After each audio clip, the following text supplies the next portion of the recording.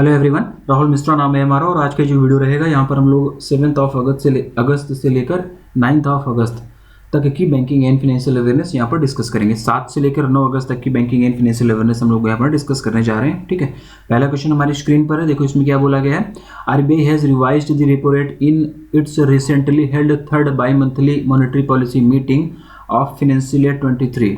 What is the revised repo rate? RBI ने हाल ही में वित्त वर्ष 2023 की तीसरी द्विमासिक मौद्रिक नीति बैठक में रेपो दर में संशोधन किया हुआ है। रिवाइज्ड रेपो रेट क्या है? ठीक है ना, अभी हाल ही में आरबीआई की मॉनेटरी पॉलिसी मीटिंग हुई थी और वो तीसरी by monthly monetary policy meeting थी फाइनेंशियल ईयर 2023 की, और उस मीटिंग के दौरान कुछ डिसीजन लिए गए, कुछ आरबीआई के द्वारा निर्णय लिए गए, कुछ सुझाव वगैरह दिए गए। ठीक है ना, तो उसी से रिलेटेड ये क्वेश्चन है, उसी से मिलता जुलता क्वेश्चन है। क्वेश्चन इंपॉर्टेंट है और इस क्वेश्चन में पूछा गया है कि रिवाइज्ड रेपो रेट क्या है। रेपो रेट में कुछ चेंजेस किए गए हैं, तो रिवाइज्ड रेपो रेट क्या है ये इस क्वेश्चन में पूछा गया। ठीक है ना, क्वेश्चन बढ़िया है, तो इसको थोड़ा डिटेल में पढ़ेंगे, थोड़ा इन-डेप्थ जाकर पढ़ेंगे हम लोग। पहले इसका आंसर जान लेते हैं। तो इसका जो आंसर हो जाएगा 5.40, option number A. Option number A 5.40। ठीक है, रिवाइज्ड रेपो रेट की अगर हम लोग बात करें, ठीक ना, रेपो रेट की अगर हम लोग बात करें तो ये 5.40% है। ठीक है, पहले ये जो था 4.90% हुआ करता था, 50 बेसिस पॉइंट। ठीक ना, 50 बेसिस पॉइंट का जो है इंक्रीमेंट किया गया है। 4.90% से 50 बेसिस पॉइंट का इंक्रीमेंट करके इंक्रीज करके 5.40% जो है वो रेपो रेट हो गई है। ठीक है, इंपॉर्टेंट क्वेश्चन है, मैंने बताया, तो इसको हम लोग जानेंगे। ठीक ना, अब रेपो रेट की बात हुई है तो सारे पॉलिसी रेट हम लोग जान ही लेते हैं कि नए जो भी पॉलिसी रेट्स हैं वो क्या है। नए पुराने दोनों हम लोग जान लेंगे, जिससे कि आपको पता चल जाए कि क्या क्या चेंजेस हुए हैं। ठीक ना, और यहाँ से एक नए क्वेश्चन पूछे जाने के पूरी चांसेस रहते हैं यार, आरबी पीओ क्लर्क में, आईबीपीएस पीओ क्लर्क में। हालांकि स्केल 2 जीबी और स्केल 3 में ये क्वेश्चन नहीं पूछे जाते हैं। ठीक है, लेकिन फिर भी हम लोग पढ़ेंगे। ठीक है, तो रेपो रेट की अगर हम लोग बात करेंगे तो अभी करंट में जो रेपो रेट चल रहा है, और ये आप लोगों के एग्जाम तक वैलिड रहेगा। सितंबर में आप लोगों के एग्जाम है, तब तक ये चेंजेस में नहीं होने वाले। ठीक है, तो ये चीज़ें आप लोग याद कर लेना, याद रख लेना आप लोग। ठीक है ना, अभी जो करंट में रेपो रेट है वो 5.40% का है, पुराना जो था हमारा 4.90% का था। रिवर्स रेपो रेट की अगर हम लोग बात करें, ठीक है ना, रिवर्स रेपो रेट की अगर हम लोग बात करें तो ये भी वर्तमान में 3.35% है। पहले भी ये 3.35% हुआ करता था। ठीक है ना, एसडीएफ की अगर हम लोग बात करें, ठीक है ना, एसडीएफ जो है 5.15% है अभी वर्तमान में। ठीक है ना, यहाँ पर हम लोग करंट वाला लिख रहे हैं। ठीक है, यहाँ पर करंट रेट लिख रहे हैं और यहाँ पर ओल्ड रेट हम लिख रहे हैं। ठीक है ना, तो अभी एसडीएफ की हम लोग बात करेंगे तो 5.15% और पुराना जो एसडीएफ था 4.65% का था। कितने का था? 4.65% का। ठीक है ना, एमएसएफ की अगर हम लोग बात करें, ठीक ना, तो एमएसएफ की अगर हम लोग बात करेंगे तो एमएसएफ में भी चेंजेस किया गया है। एमएसएफ अभी जो करंट में है, वर्तमान में एमएसएफ जो है वो 5.65% का है। 5.65% का वर्तमान में एमएसएफ है। पहले ये जो था ये 5.15% का हुआ करता था। ठीक है, चेंजेस से पहले। बैंक रेट की अगर हम लोग बात करेंगे, ठीक है ना, बैंक रेट की अगर हम लोग बात करेंगे तो ये 5.65% है ये। ठीक है ना, 5.65%। पहले ये 5.15% हुआ करता था। ठीक है, सीआरआर की अगर हम लोग बात करें, ठीक है ना, सीआरआर की अगर हम लोग बात करेंगे तो ये 4.50% है। पहले ये जो है 4.50% ही हुआ करता था। ठीक है ना, एसएलआर की अगर हम लोग बात करेंगे तो एसएलआर जो है अभी 18% है और पहले भी ये 18% हुआ करता था। ठीक, तो ये कंप्लीट रेट है। ठीक है, क्या क्या रेट हैं, क्या क्या नई दरें हैं, ये आप लोगों को बताई गई हैं, और ये जो वर्तमान वाली है और ये पुरानी है। तो ये चीज़ें आप लोग ये याद कर लेना, नोट डाउन वगैरह कर लेना, यहाँ से क्वेश्चन आप लोगों को मिल सकते हैं। ठीक है, तो ये पॉलिसी रेट्स वगैरह हो गए। कुछ और हाइलाइट्स हैं, कुछ और इंपॉर्टेंट चीज़ें हैं जो मुझे लग रहा है कि वीडियो में डिस्कस करना चाहिए, वो हम लोग यहाँ पर डिस्कस करेंगे। हालांकि काफ़ी सारे फैक्ट्स इसके पीडीएफ में भी आपको मिलेंगे, उसके लिए वीडियो में डिस्कस करना उतना जरूरी नहीं समझा मैं, लेकिन पीडीएफ आप लोग पढ़ना, इस पर्टिकुलर क्वेश्चन की पीडीएफ आप लोग जरूर पढ़ना। उसमें कुछ और डाटा आपको मिलेगा जो है ये by monthly monetary policy meeting से संबंधित, तो वो भी आप लोगों को पढ़ना होगा, छोड़ नहीं सकते हो आप, वो भी पढ़ना, वहाँ से भी क्वेश्चन फ्रेम किए जा सकते हैं। ठीक है ना, तो जो चीज़ें इंपॉर्टेंट है उसको हम लोग यहाँ पर ले रहे हैं, और कुछ चीज़ें पीडीएफ में भी आप लोगों को मिलेंगी, तो आप लोग पढ़ना। ठीक है ना, तो अभी जो ये मीटिंग हुई थी इसके दौरान जो है इंडिया के जीडीपी जो है वो फाइनेंशियल ईयर 2023 में 7.2% रहने का अनुमान लगाया गया है। ठीक है ना, एमपीसी के द्वारा 7.2%, आरबीआई के द्वारा जो है 7.2% इंडिया की जीडीपी फाइनेंशियल ईयर 2023 में रहने का अनुमान लगाया गया है। क्रेडिट इंफॉर्मेशन कंपनीज CICs, ठीक ना, क्रेडिट इंफॉर्मेशन कंपनीज, जिसको कि हम लोग क्रेडिट ब्यूरो के नाम से भी जानते हैं, इसे reserve bank integrated ombudsman scheme के तहत इंक्लूड कर लिया गया है और ये 1 सितंबर 2022 से इफेक्टिव हो जाएगा, प्रभावी हो जाएगा। ये डेट आप लोग याद रखो, 1 सितंबर 2022, 1 सितंबर 2022 आपका एग्जाम वाला जो मंथ होगा, ठीक है ना, उस टाइम पे उससे इसको जो है कंसिडर कर लिया गया है, ठीक है। तो ये चीज़ आप लोग याद रखना, ये भी आप लोग पढ़ना, ये भी चीज़ इंपॉर्टेंट है। सब कुछ पीडीएफ में मिलेगा, पीडीएफ एक बार और पढ़ लेना तो चीज़ें याद हो जाएंगी। वीडियो देखने के बाद में पीडीएफ पढ़ लेना, चीज़ें आप लोगों को बहुत अच्छे से याद हो जाएंगी, ठीक है। और 50 करोड़ रुपए या इससे अधिक के डिपॉजिट साइज वाले NBFC, non scheduled primary cooperative bank, urban cooperative bank, scheduled commercial bank, ये सभी reserve bank integrated ombudsman scheme, ठीक ना, reserve bank integrated ombudsman scheme 2021 में कवर होंगे, ठीक है। इसके साथ साथ Mumbai inter bank outright rate, जिसको कि हम लोग MIBOR, ठीक है ना, ठीक है। इसके साथ साथ Mumbai interbank outright rate benchmark से रिलेटेड इश्यूज की इन डेप्थ एनालिसिस करने के लिए RBI ने एक कमेटी बनाने का भी फैसला किया हुआ है, ठीक है। भारत बिल पेमेंट सिस्टम को जो है वो NRIs के लिए भी ओपन करने का फैसला किया गया है। BPPS, Bharat bill payment system को NRIs के लिए भी ओपन करने का फैसला किया गया है। और उसके बाद क्या हो जाएगा कि जो भी NRIs होंगे वो इंडिया में रहने वाले अपने किसी भी रिलेटिव्स, किसी भी फैमिली मेंबर्स के बिहाफ पर बिल वगैरह पे कर पाएंगे, ठीक है। तो ये चीज़ें भी आप लोग जानना, ये क्वेश्चन भी फ्रेम हो सकता है कि भारत बिल पेमेंट सिस्टम को अभी किसके लिए कौन मतलब ओपन करने का फैसला किया गया है। तो उस कंडीशन में इसका आंसर होगा NRI, ठीक है ना, नॉन रेजिडेंट इंडियन, ठीक है ना। NRIs के लिए भारत बिल पेमेंट सिस्टम को भी ओपन करने का फैसला RBI के द्वारा किया गया है, ठीक है। तो कुछ और फैक्ट इससे रिलेटेड है वो आपको पीडीएफ में मिलेंगे, वहां पर आप लोग इसको जाकर पढ़ लीजिएगा, ठीक है ना। इस पर्टिकुलर क्वेश्चन की पीडीएफ आप लोग जरूर पढ़ना। अच्छा, कई लोग मैसेज वगैरह करके मुझे पूछते हैं कि सर पीडीएफ कहाँ मिलेगी, वीडियो कोर्स कहाँ से मिलेगा। कुछ लोग जो है दीपाईआर स्क्वायर वाला ऐप डाउनलोड कर रहे हैं और वहां पर कोर्स देख रहे हैं। तो दीपाईआर स्क्वायर वाला जो हमारा ऐप है वो वर्किंग नहीं है, वहां पर कोई कोर्स नहीं मिलेगा।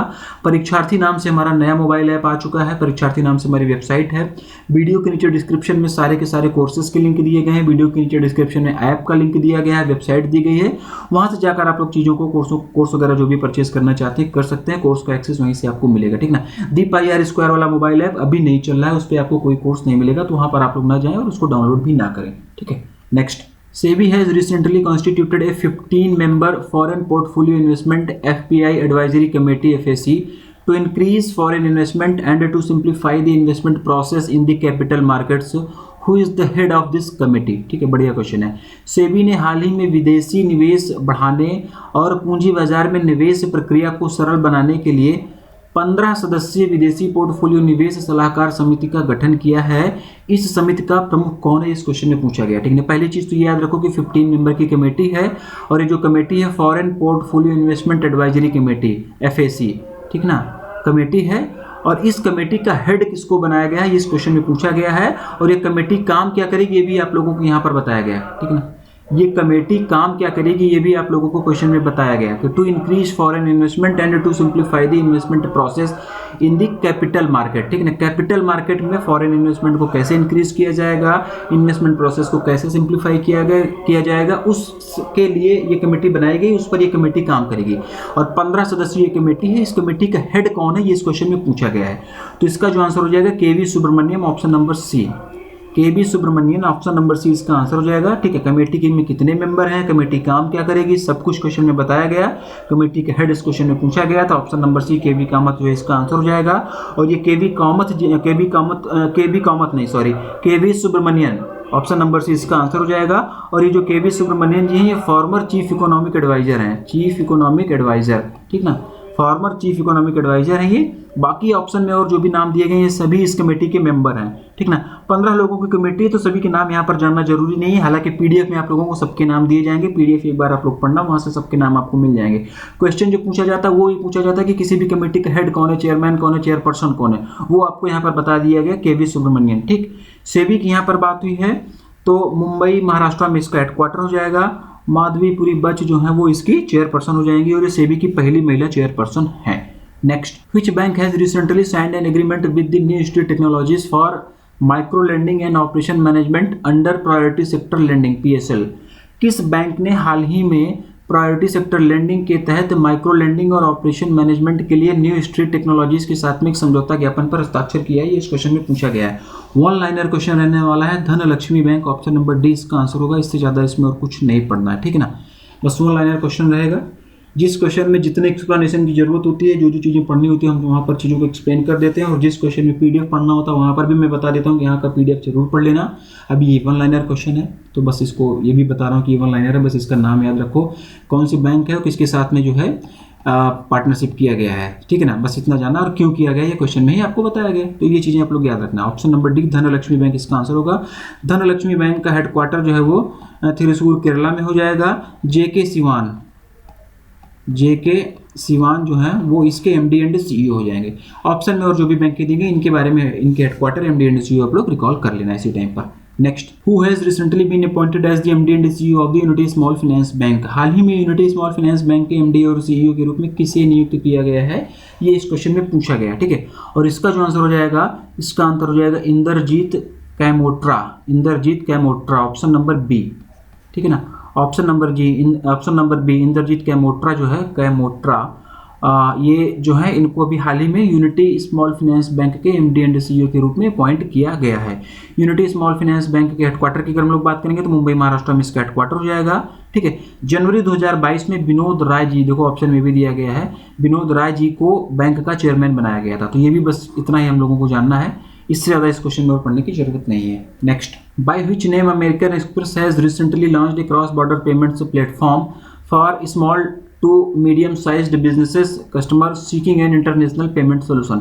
अमेरिकन एक्सप्रेस ने हाल ही में किस नाम से अंतर्राष्ट्रीय भुगतान समाधान चाहने वाले छोटे से मध्यम आकार के व्यवसाय वाले ग्राहकों के लिए एक सीमा पार भुगतान मंच शुरू किया हुआ है। छोटे से लेकर मध्यम आकार के जो व्यवसाय हैं करते हैं उनके लिए, जो कि अंतर्राष्ट्रीय भुगतान समाधान चाहते हैं, क्रॉस बॉर्डर पेमेंट सर्विस चाहते हैं, उनके लिए अमेरिकन एक्सप्रेस ने भी हाल ही में एक प्लेटफॉर्म लॉन्च किया हुआ है। किस नाम से वो प्लेटफॉर्म लॉन्च किया गया इसमें पूछा गया। ऑप्शन नंबर सी ग्लोबल पे, ठीक है ना। ऑप्शन नंबर सी ग्लोबल पे इसका आंसर होगा। बस इतना याद रखो, ग्लोबल पे, अमेरिकन एक्सप्रेस, ये तीन चीज़ें आप लोग दो चीज़ें याद रखो, किसी भी तरीके से इसको कनेक्ट कर लो। ग्लोबल पे, अमेरिकन एक्सप्रेस, ठीक है ना, इस तरीके से कर लो और बस ये भी वन लाइनर ही रहेगा। Next, in order to lend up to ₹50 crore for startups which bank has recently signed an MOU with SRM university Andhra Pradesh. Startup के लिए 50 करोड़ रुपए तक उधार देने के लिए किस बैंक ने हाल ही में एसआरएम विश्वविद्यालय आंध्र प्रदेश के साथ में एक समझौता ज्ञापन पर हस्ताक्षर किया है। अमाउंट याद रखना, 50 करोड़ रुपए नहीं, 50 करोड़ रुपए तक, मतलब 1 करोड़, 2 करोड़, 3 करोड़, 4 करोड़, 5 करोड़, 100 करोड़, कितना 5 करोड़, 10 करोड़, इस तरीके से जाएगा। 50 करोड़ से ज़्यादा नहीं जाएगा, ठीक है ना। तो 50 करोड़ रुपए तक स्टार्टअप के लिए 50 करोड़ रुपए तक उधार देने के लिए किस बैंक ने हाल ही में एसआरएम विश्वविद्यालय आंध्र प्रदेश के साथ में समझौता ज्ञापन पर हस्ताक्षर किया, ये इस क्वेश्चन में पूछा गया है। ऑप्शंस आप लोगों के सामने हैं और इसका जो आंसर होगा Indian bank, option number A इसका आंसर हो जाएगा, ठीक ना। इंडियन बैंक का एक इनिशिएटिव है IND स्प्रिंग बोर्ड, ठीक ना, IND spring board, Indian bank का एक इनिशिएटिव है IND स्प्रिंग बोर्ड।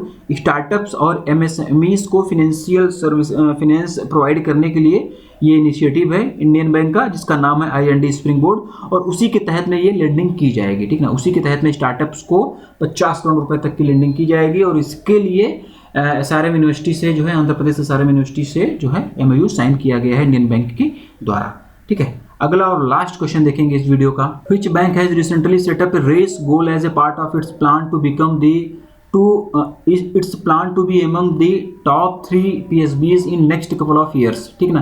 किस बैंक ने हाल ही में अगले कुछ वर्षों में शीर्ष 3 सार्वजनिक क्षेत्र के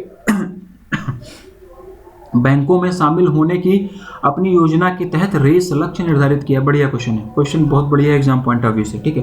पहले इसका आंसर जानते हैं, फिर क्वेश्चन को थोड़ा सा एलिब्रेट करेंगे, थोड़ा और डिटेल में इसके जाएंगे। Option number D union bank of India UBI, ठीक है ना। Option number D union bank of India इसका आंसर हो जाएगा, ठीक है ना। यूनियन बैंक ऑफ इंडिया की पहली महिला MD and CEO A Manimekalai जो कि यूनियन बैंक ऑफ इंडिया की पहली महिला MD एंड CEO है। ये स्टैटिक का भी क्वेश्चन बनता है, ये भी क्वेश्चन पूछा जा सकता है कि यूनियन बैंक ऑफ इंडिया की पहली महिला MD एंड CEO कौन है, तो ए मनी मेखलाई हो जाएगा, ठीक है ना। तो ए मनी मेखलाई जी जो है वो UBI की पहली महिला MD एंड CEO हैं और ये बिल्कुल भी नहीं चाहती कि यूनियन बैंक ऑफ इंडिया देश का 5th largest public sector bank रहे। यूनियन बैंक ऑफ इंडिया भी देश का 5वां लार्जेस्ट पब्लिक सेक्टर बैंक है, ठीक है ना। लेकिन ये बिल्कुल भी नहीं चाहती कि जो यूनियन बैंक ऑफ इंडिया है ये देश का 5वां लार्जेस्ट पब्लिक सेक्टर बैंक रहे। ये चाहती हैं कि यूनियन बैंक ऑफ इंडिया अगले कुछ वर्षों में देश का 3रा लार्जेस्ट पब्लिक सेक्टर बैंक बन जाए, ठीक ना। 5वां नहीं, 3rd चाहती हैं, ठीक ना। ये चाहती हैं कि अगले कुछ वर्षों के दौरान यूनियन बैंक ऑफ इंडिया देश का 3रा लार्जेस्ट पब्लिक सेक्टर बैंक बन जाए, और इसके लिए उन्होंने 2022 के लिए रेस गोल निर्धारित किया है, ठीक है। रेस गोल क्या है इसके बारे में थोड़ा सा जानते हैं। रेस का क्या मतलब हो जाएगा, रेस में पहला वर्ड आर है, तो आर का मतलब हो जाएगा grow RAM loans, grow RAM loans. RAM का मतलब क्या हो जाएगा, रिटेल। ए का मतलब हो जाएगा एग्रीकल्चर, ए का मतलब हो जाएगा एमएसएमईज। रेस में देखो दूसरा वर्ड ए है, तो ए का मतलब क्या हो जाएगा, ए का मतलब हो जाएगा इंप्रूव एसेट क्वालिटी, ठीक ना, एसेट क्वालिटी। एक्चुअली ए का मतलब होगा एसेट क्वालिटी, लेकिन इन्होंने जो लक्ष्य निर्धारित किया है उसका मतलब उसमें ये है कि इंप्रूव एसेट क्वालिटी, ठीक है ना, एसेट क्वालिटी इंप्रूव की जाए। अगला वर्ड यहाँ पर सी है, ठीक है ना, तो सी का मतलब क्या हो जाएगा, इंक्रीज कासा डिपॉजिट, ठीक है। सी का मतलब हो जाएगा कासा, सी का मतलब हो जाएगा कासा, ठीक है ना, कासा। कासा मतलब कि करंट अकाउंट सेविंग अकाउंट, तो इसका जो रेस का मसी है सी का मतलब हो जाएगा इंक्रीज कासा डिपॉजिट, यानी कि increase current account saving account deposit. अगला वर्ड जो है इसमें ई है, तो ई का मतलब क्या हो जाएगा, इन अर्निंग्स। ई का मतलब जो हो जाएगा अर्निंग्स, तो इसका इसके तहत जो लक्ष्य रखा गया है इसका मतलब हो जाएगा इंक्रीज अर्निंग, ठीक ना, अर्निंग बढ़ाने का। ई का मतलब हो जाएगा अर्निंग बढ़ाओ, अर्निंग बढ़ाने के लिए ये लक्ष्य है। तो रेस का जो फुल फॉर्म हुआ ये भी आप लोग याद रखना कि इसमें से आर का क्या मतलब होगा, ए का क्या मतलब होगा, सी का क्या मतलब होगा, ई का मतलब क्या होगा। ये क्वेश्चन भी बन सकता है, ठीक है ना। और ये नाम भी याद रखना, union bank of India, union bank of India, रेस, इस तरीके से कुछ कर लो, किसी भी तरीके से कनेक्ट कर लो इसको। A Manimekalai Union bank of India की एमडी एंड सीईओ है, और ये इस बैंक की पहली एमडी एंड सीईओ, महिला एमडी एंड सीईओ है, ठीक ना। टॉप 3 पीएसबीज में ये लाना चाहते हैं, ठीक है ना। एमडी एंड सीईओ जो है इसके, ये यूनियन बैंक ऑफ इंडिया को अगले कुछ वर्षों के दौरान टॉप 3 पीएसबीज में लाना चाहते हैं। अभी वर्तमान में ये 5वां लार्जेस्ट पीएसबी है, ठीक है ना, 2 स्थान और ऊपर ले आना चाहते हैं। उसके लिए जो है ये रेस गोल निर्धारित किया गया है, ठीक है। तो maximum possible important exam oriented information आप लोगों को इस पर्टिकुलर क्वेश्चन से पढ़ाई के बारे में बता दी गई है, और इस पर्टिकुलर क्वेश्चन का भी पीडीएफ आप लोग एक बार पढ़ लेना, अच्छा question exam point of view से, ठीक है। तो आज का वीडियो हम लोग यहीं पर वाइंड अप करेंगे, और 9 अगस्त तक की बैंकिंग एंड फाइनेंशियल अवेयरनेस हम लोगों ने यहाँ पर डिस्कस कर लिया है। अपने आगे आने वाले वीडियोस में हम लोग इससे आगे की banking and financial awareness discuss करेंगे, ठीक है। तो चलो मिलते हैं अपने अगले वीडियो में।